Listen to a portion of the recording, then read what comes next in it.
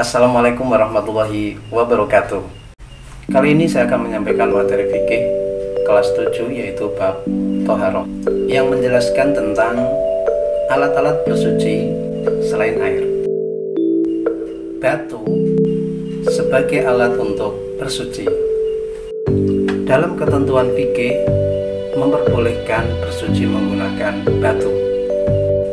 Bersuci menggunakan batu tidak sekedar untuk membersihkan sisa kencing dan berak. Oleh karena itu, penggunaan batu agar hasilnya bersih sekaligus mensucikan maka harus memenuhi syarat-syarat. Apa saja syarat-syaratnya? Cermati materi berikut ini. Ketentuan pertama, menggunakan 3 buah batu. Jika tidak menemukan 3 buah batu, diperbolehkan menggunakan 1 batu yang memiliki 3 sisi.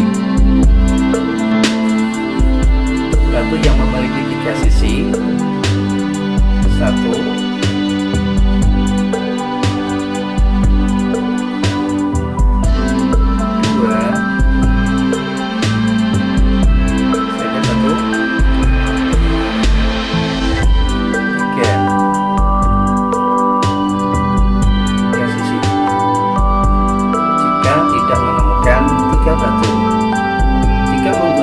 3 batu cukup 1,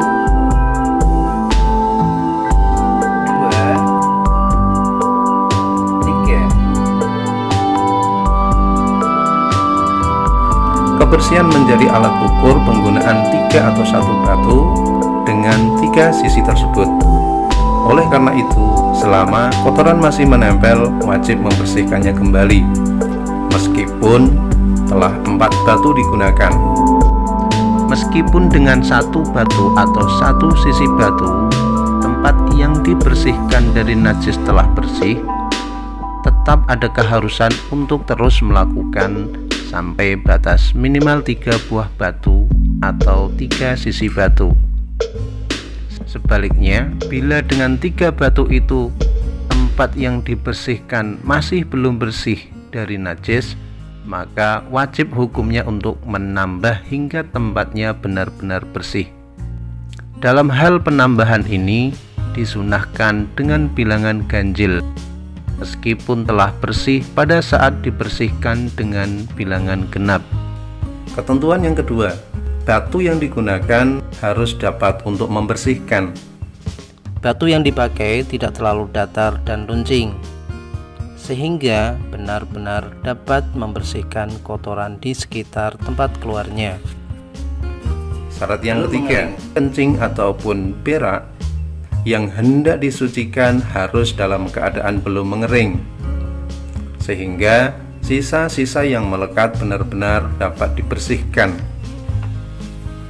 Bila najisnya telah mengering, maka tidak bisa beristinja hanya dengan batu saja tanpa menggunakan air.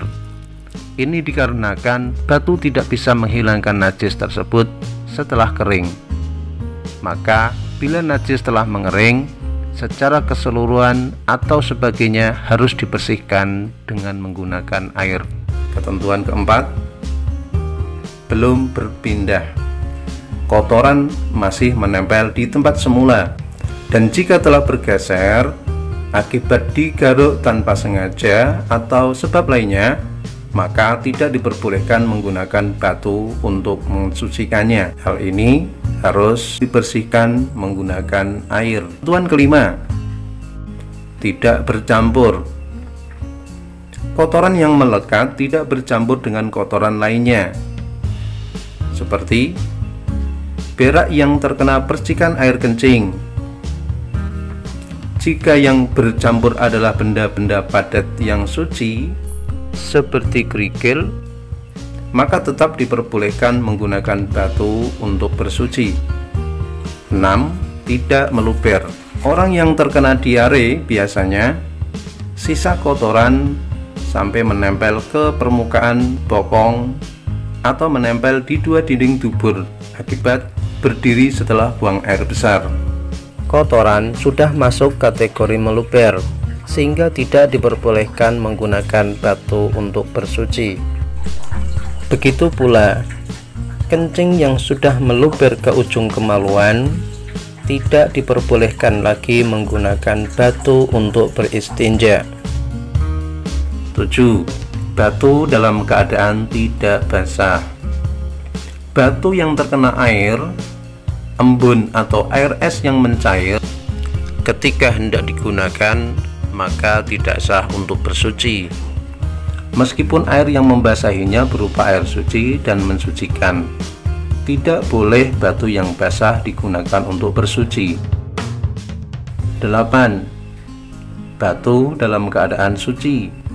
Tidak boleh batu yang terkena najis atau tertempel najis digunakan untuk mensucikan. Penggunaan batu najis akan membuat anggota tubuh yang tertempel kencing maupun berak semakin bertambah najis keadaannya. Demikian materi kali ini, semoga bermanfaat. Wassalamualaikum warahmatullahi wabarakatuh.